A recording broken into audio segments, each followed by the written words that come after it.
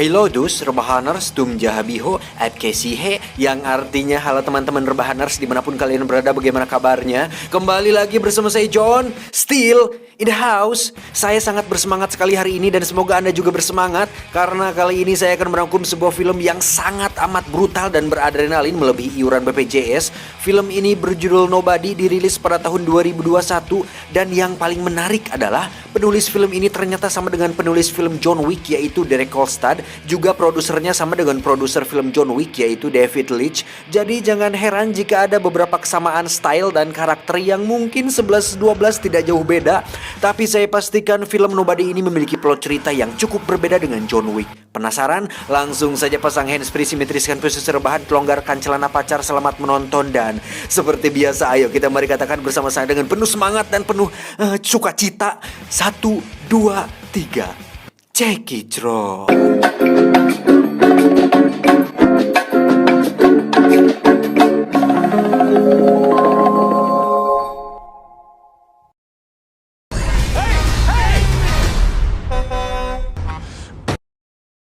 Kisah akan berfokus pada seorang pria parubaya bernama Hutch Mansell. Ini orangnya, di mana beliau adalah sosok ayah sekaligus kepala keluarga bagi istri dan kedua anaknya.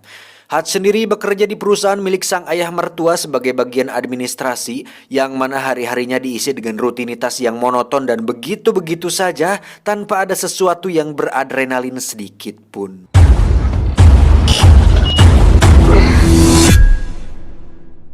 Hingga suatu malam, kediaman Hutch pun didatangi oleh dua pencuri, yang mana Hutch berhasil memergoki mereka. Namun karena suatu alasan tertentu, Hutch pun membiarkan mereka mengambil sejumlah uang receh yang jumlahnya tidak terlalu banyak. What about his watch? Tak diduga anak sulung Hutch pun berhasil menyergap salah satu pencuri itu, dan ketika si pencuri yang lain teralihkan perhatiannya, kita akan melihat Hutch memegang sebuah tongkat golf dan berniat untuk memukulnya. Namun apa yang terjadi? Hutch justru meminta anaknya untuk melepaskan pencuri itu dan membiarkan mereka berdua kabur begitu saja. I said let him go. What the fuck, Dad? Alhasil anak sulungnya pun merasa sangat kecewa dengan tindakan Hutch, ditambah sikap polisi yang seolah ikut menunjukkan rasa kecewa terhadap sosok ayah sepertinya. You know, if that was my family.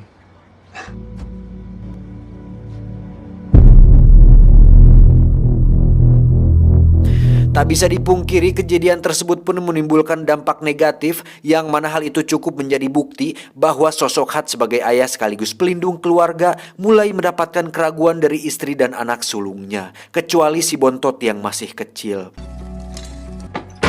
Tak cukup sampai situ, tetangga sebelah rumahnya pun memberikan sindiran keras dengan mengatakan bahwa jika rumahnya kemalingan, dia tentu tidak akan tinggal diam dan akan memberikan sedikit pelajaran kepada para maling tersebut. Dan itu cukup membuat Hutch terroasting.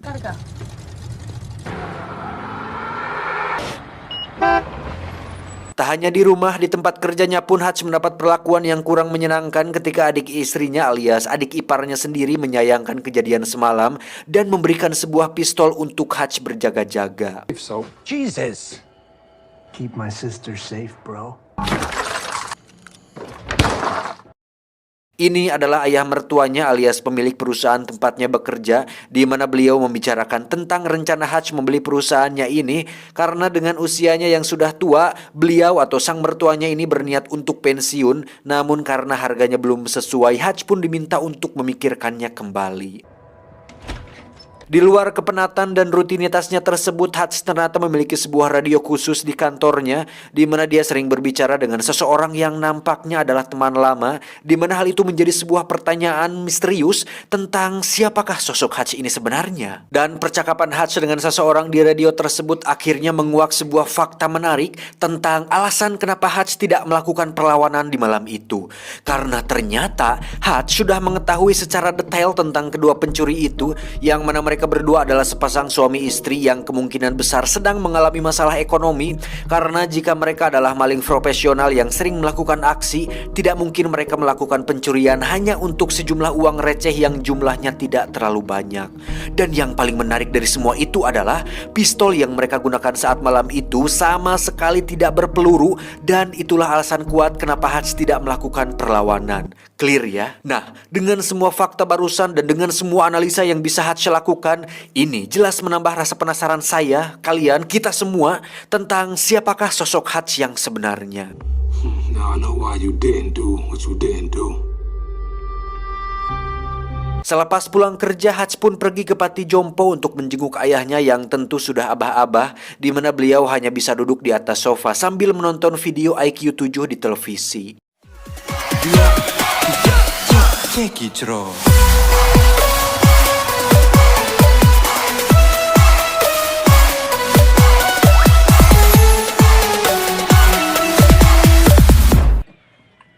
You don't look okay. Saat pulang, Hutch pun berdiri tepat di depan rumah di mana dia melihat keluarganya sendiri dan merasa bahwa dia cukup kecewa dengan diri sendiri yang gagal menjadi sosok pelindung bagi keluarga, dan itu cukup membuat Hutch merasa leles. Saat sudah masuk rumah, istri dan anak sulungnya pun masih bersikap cuek terhadapnya, namun ketika si bontot mengeluhkan tentang kalung anjingnya yang hilang dan mungkin terbawa oleh kedua pencuri semalam, disitulah Hutch benar-benar sangat emosi.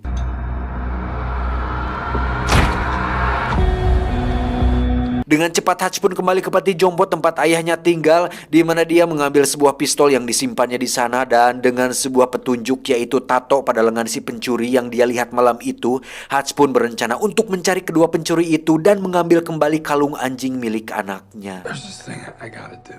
Then you best go do it.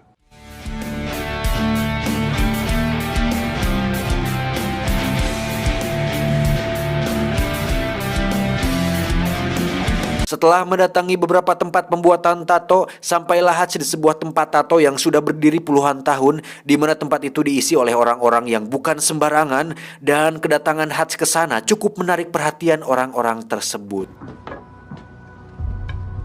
Namun yang menarik adalah ketika salah satu kakek melihat tato pada lengan Hutch, dia pun seketika terkejut dan mengatakan, "Terima kasih atas jasamu." Lo. Thank you for your service. Saat si kakek masuk ke ruangannya dan mengunci pintunya dengan sangat amat rapat, disitulah orang-orang tersebut mulai berubah sikap dan dengan senang hati mau membantunya. Sampai segitunya loh, makin penasaran kan? How can I help you? This person. Tak membuang waktu, Hutch pun terlihat sudah berada di kediaman kedua pencuri itu, di mana Hutch muncul seperti Baba Yaga alias The Boogeyman dan langsung meminta kalung anjing anaknya dikembalikan. Namun saat Hutch akan berbuat hal yang lebih dari itu, tiba-tiba aksinya terhenti ketika melihat baik kedua pencuri itu menangis, hingga Hutch pun kesal sendiri dan memukul-mukul tembok hingga kedua tangannya berdarah.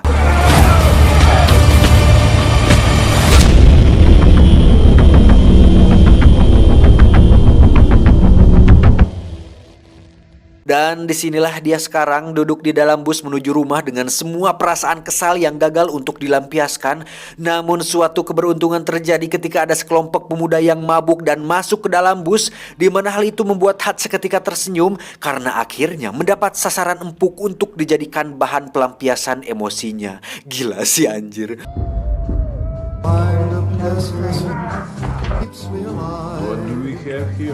Dan ketika para penumpang ketakutan karena kedatangan sekelompok pemabuk, Hutch pun dengan santainya berjalan melewati mereka, kemudian mempersilahkan sang supir untuk keluar, lalu masuk kembali ke dalam bus dan mengunci rapat pintunya.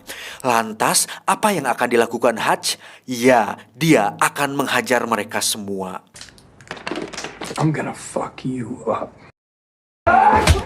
Terjadi perkelahian 1 lawan 5 pemuda tinggi besar, di mana Hutch yang memiliki perawakan kurus dengan brutalnya menghajar mereka semua, yang mana adegan ini cukup ditampilkan secara realistis dan itu sangat-sangat beradrenalin.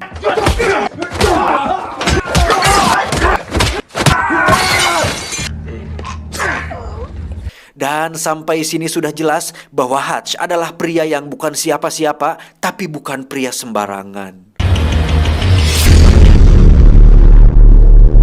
Ketika di rumah, sang istri pun awalnya terkejut dengan banyaknya luka di tubuh Hutch. Namun tanpa banyak pertanyaan, dia pun mengobati Hutch dengan sepenuh hati dan menemaninya sampai dia tertidur lelap. Sementara itu adegan berpindah ke tempat lain di mana kita akan melihat seseorang semacam mafia bernama Yulian Kuznetsov atau biasa dipanggil Yuli, yang mana Yuli terlihat berjoget dan bernyanyi di sebuah klub malam yang cukup ramai pada malam itu. Seluruh kota merupakan tempat bermain yang asik. Oh senangnya, aku senang sekali. Yuli sendiri adalah seorang mafia Rusia yang memiliki usaha penyimpanan uang, yang mana rekan-rekan sesama mafianya mempercayakan semua uang mereka di tempat penyimpanan milik Yuli. Dan saat mereka bersama, Yuli pun ditegur oleh para rekannya mengenai sikap tidak gagah dirinya saat berjoget dan bernyanyi di depan umum, yang mana sikapnya tersebut dianggap bisa menurunkan kepercayaan sebagian besar dari mereka karena menunjukkan tidak adanya wibawa dan rasa hormat dalam diri Yuli. Dan apa yang dilakukannya? Yuli tiba-tiba memecahkan gelas kemudian menyerang salah satu pengunjung di sana, lalu menggorok lehernya tepat di depan para rekannya tersebut. Dan itu cukup membuktikan bahwa Yuli adalah orang yang berbahaya yang bisa membuat kepercayaan mereka meningkat. Tak lama Yuli pun mendapat telepon bahwa adiknya sedang dirawat di rumah sakit, yang mana adiknya tersebut ternyata adalah salah satu korban dari Hutch saat peristiwa di dalam bus tadi. Yuli pun marah besar dan mencoba menginterogasi satu persatu teman adiknya mengenai pelaku yang telah membuat adiknya babak belur, di mana salah satu temannya tersebut berhasil mendapatkan kartu identitas kerja milik si Hutch. How can I find this man?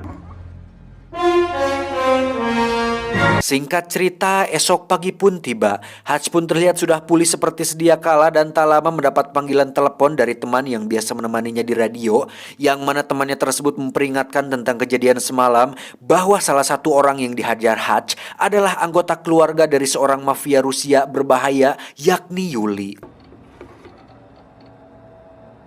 Untuk mencari informasi mengenai si Yuli ini, Hutch pun pergi ke tukang cukur, di mana di situ ada seseorang yang cukup penting, entah siapa itu, tapi sekilas saya sudah bisa menebak bahwa orang tersebut kemungkinan besar adalah sebuah agensi yang pernah mempekerjakan Hutch di masa lalu. Balelol bangsat. He's as bad as they come. Dan setelah melihat dokumen tentang Yuli, Hutch pun sedikit pun tidak menyesali tentang perbuatannya semalam dan akan menghadapi setiap resiko atas tindakannya tersebut. Yuli sendiri memberikan kartu identitas kerja milik Hutch kepada stafnya, di mana staf tersebut menyuruh salah satu orang dari pihak pemerintahan atau Pentagon untuk melacak alamat dan semua hal tentang Hutch. Dan alangkah kagetnya si staf tersebut ketika mengetahui bahwa Hutch adalah orang yang sangat berbahaya, di mana kita bisa melihat beberapa foto yang memperlihatkan tentang kebrutalan Hutch di masa lalu, sampai-sampai si staf tersebut memutuskan untuk tidak ikut campur dan mengundurkan diri dari pekerjaannya saat itu juga. Anjing, gak tuh sampai semenakutkan itukah sosok si Hutch ini anjir? I'm out, no need to pay. Why you much? Saat Hutch dan keluarga sedang makan malam, di luar dugaan Yuli ternyata bergerak lebih cepat dari dugaan, di mana dia mengirimkan beberapa pasukan ke alamat rumahnya untuk menghabisi Hutch beserta seluruh keluarganya. Dengan cepat Hutch pun meminta mereka untuk masuk ke ruang basement, di mana mereka semua dibuat bingung bercampur kaget saat mengetahui bahwa ruang basement mereka selama ini ternyata memiliki teknologi yang cukup canggih. Dan di saat keluarganya bingung dengan semua ini, Hutch pun meminta mereka semua untuk tetap tenang dan jangan panggil 911. Don't call 911. Ketika pasukan Yuli masuk, sesaat saya diingatkan dengan film John Wick ketika rumahnya didatangi oleh beberapa pasukan kiriman mafia Rusia bernama Vigo, masih ingat kan? Dan sekarang saya semakin dibuat penasaran apa yang akan dilakukan Hutch kepada para pasukan Yuli ini.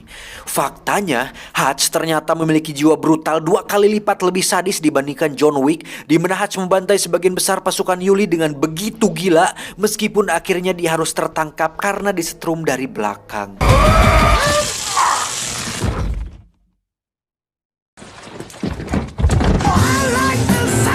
Namun bukan Hutch namanya jika dia bisa tertangkap dengan begitu mudah, karena saat dalam perjalanan Hutch pun bisa melepaskan borgol dengan cukup mudah dan membuat mobil mereka terguling yang membuat ketiga pasukan itu tewas mengenaskan.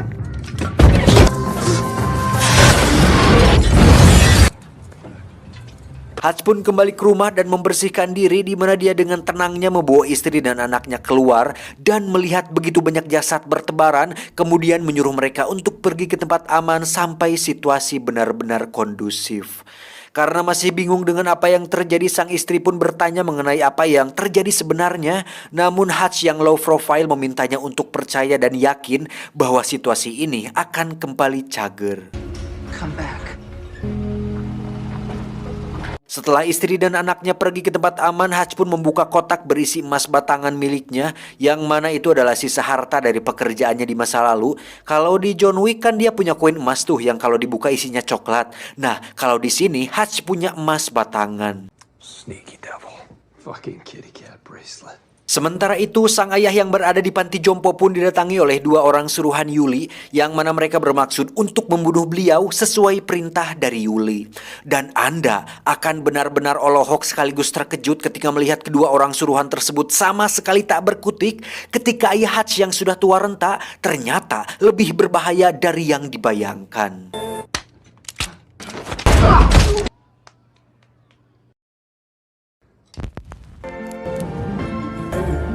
Setelah meledakkan rumah beserta semua jasad pasukan Yuli, Hatch pun menemui ayah mertua untuk membeli perusahaan tempatnya bekerja dengan emas batangan yang dia bawa.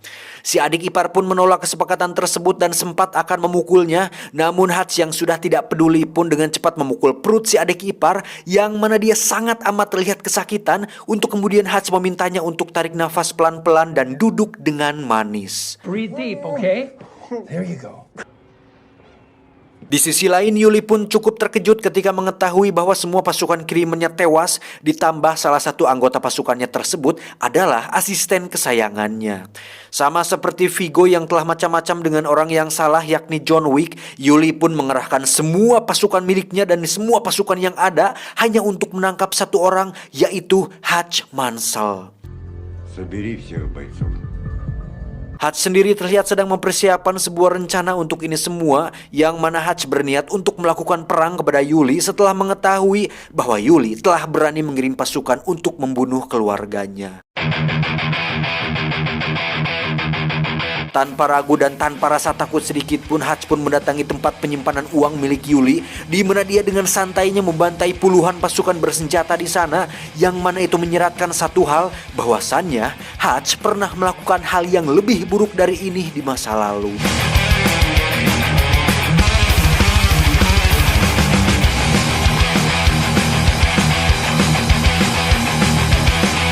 Tak hanya itu, Hatch pun membakar semua uang milik rekan-rekannya Yuli, yang mana itu tentu akan membuat Yuli bertanggung jawab atas hilangnya semua uang milik mereka.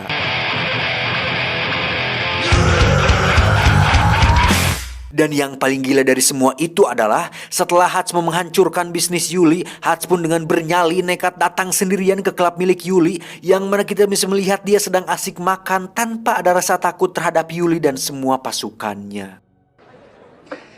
Enjoying your meal? Namun di balik semua tindakan gila dan nekatnya itu, Hatch ternyata memiliki ide brilian ketika dia membawa sebuah peledak tepat di atas meja, yang membuat Yuli meminta semua orang untuk keluar dari sana. Anjing.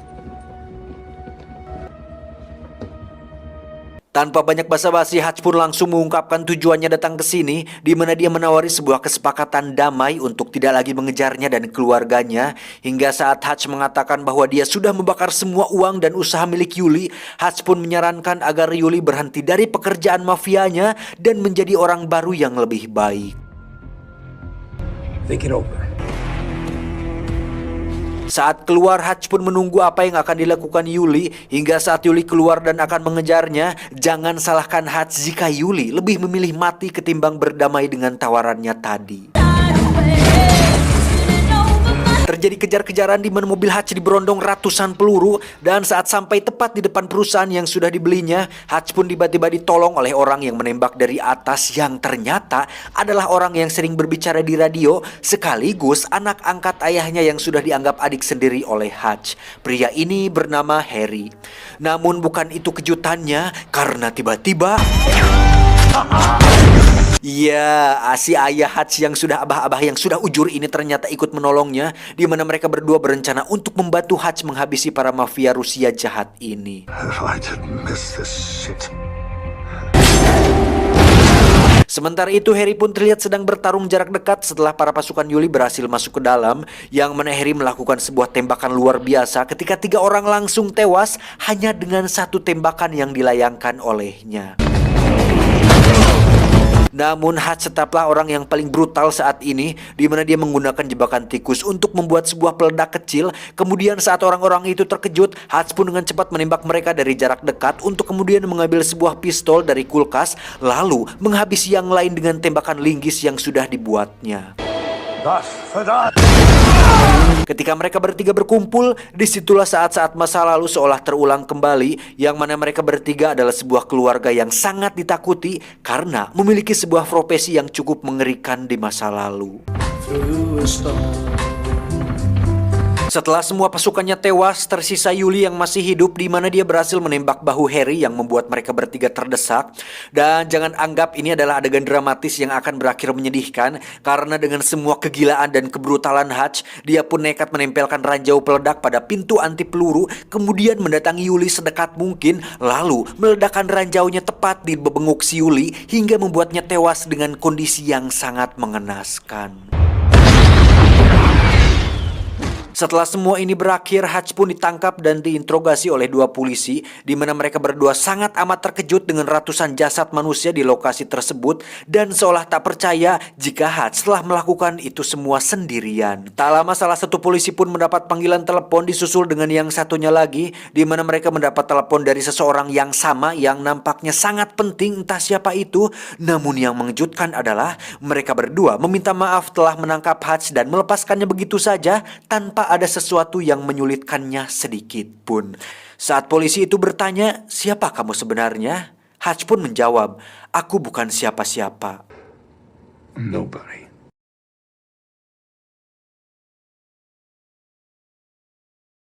Tamat, ending yang sangat mengnobadikan. Anjir, brutal parah sih ini film. Kalian harus nonton langsung soalnya banyak sekali adegan keren yang tidak bisa saya tampilkan di sini. Terus juga masih ada scene setelah Hutch diinterogasi, di mana dia dan sang istri sedang mencari rumah baru. Terus si sales rumahnya mendapat sebuah telepon yang ternyata untuk si Hutch. Jadi siapa sih sebenarnya si Hutch ini?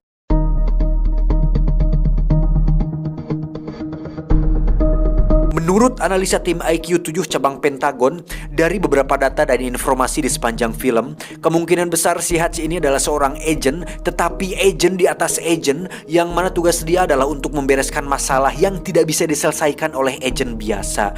Ya, semacam tim pembersih lapangan. Kalau kalian ingat film John Wick, ada namanya The Adjudicator yang dikirim oleh High Table, yang mana tugas utama beliau adalah untuk membereskan orang-orang tertentu yang menjadi target operasi. Tapi yang menarik di sini adalah Hutch bertugas bukan hanya untuk membereskan satu target, tetapi mampu membantai puluhan pasukan dan ratusan mungkin sekaligus lagi, yang mustahil untuk dilakukan oleh agen biasa. Keren kan?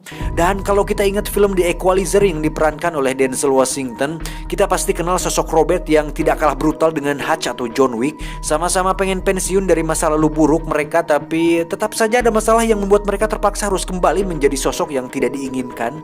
Tapi dari ketiga sosok yakni Robert, John Wick, dan Hutch, mereka bertiga memiliki persamaan, yaitu terkoordinasi, memiliki serangan jarak dekat yang cukup mematikan. Walaupun pakai senjata atau pistol, mereka lebih senang menggunakannya dari jarak dekat. Terus nggak terlalu banyak bicara, punya banyak koneksi, dikenal berbahaya di masa lalu, punya style bertarung yang cukup realistis, nggak terlalu lebay lah kayak film-film pada kebanyakan. Satu lagi hampir ketinggalan, ada scene sehabis kredit title di mana ayahnya Hutch dan adik angkatnya sedang dalam perjalanan membawa banyak sekali senjata berat. Kayaknya bakal ada film keduanya deh. Wah, pasti seru sih ini anjir. Tapi jujur deh, menurut analisa saya pribadi dari ketiga sosok yakni Robert, John Wick, dan Hutch, tetap John Wick lah yang paling kuat dan paling tak terkalahkan kalau menurut saya. Karena walaupun di film ketiganya dia sempat terluka parah akibat ditembak oleh Watson dan jatuh dari gedung tuh, dia masih tetap bisa bangkit dan masih bisa hidup. Tapi bukan itu alasan kuatnya, karena dari ketiga sosok tersebut hanya John Wick lah satu-satunya orang yang tidak memiliki orang yang disayang dan tidak punya keluarga yang disayangi. Berbeda dengan Robert yang masih punya teman dekat yang cukup dianggap keluarga, dan Hutch juga udah jelas punya keluarga, anak dan istri. Cuman John Wick sama sekali hidup sendiri dan sebatang kara, yang mana itu akan sangat berpengaruh pada psikologis, motivasi, dan kemampuan, sehingga menjadikan John Wick satu-satunya orang yang paling sulit untuk dibunuh dan dikalahkan. dikalahkan. Wah, kebayang sih anjir kalau ketika sosok ini bertemu satu sama lain atau kerja sama gitu satu sama lain, bisa habis loh ribuan pasukan dibantai sama mereka semua. Wah, ngeri anjing. Untuk plot ceritanya, temponya cukup cepat dan sedikit agak tergesa-gesa. Tapi karena dari premisnya sudah dijelaskan bahwa film ini menceritakan bapak-bapak biasa yang bukan orang sembarangan, jadi kalau saya pribadi bisa langsung nangkep aja gitu maksud dan tujuannya. Keren sih kalau menurut saya anjir. Jadi ada sosok baru gitu yang setidaknya bisa mengalahkan kepopuleran John Wick. Ya walaupun masih harus berusaha lebih keras, seenggaknya cukup memperlihatkan potensi yang besar lah gitu. Ada rival, ada pembanding lah. Pesan yang bisa kita ambil dari film ini adalah pendiam bukan berarti penakut, pemberani belum tentu berani. Saya John beserta jajaran direksi IQ7 cabang Citangkalak mengucapkan terima kasih dan sampai jumpa di video selanjutnya. Adios. Pelumas engsel kuda. Apa tuh anjing? Engsel kuda bangsat.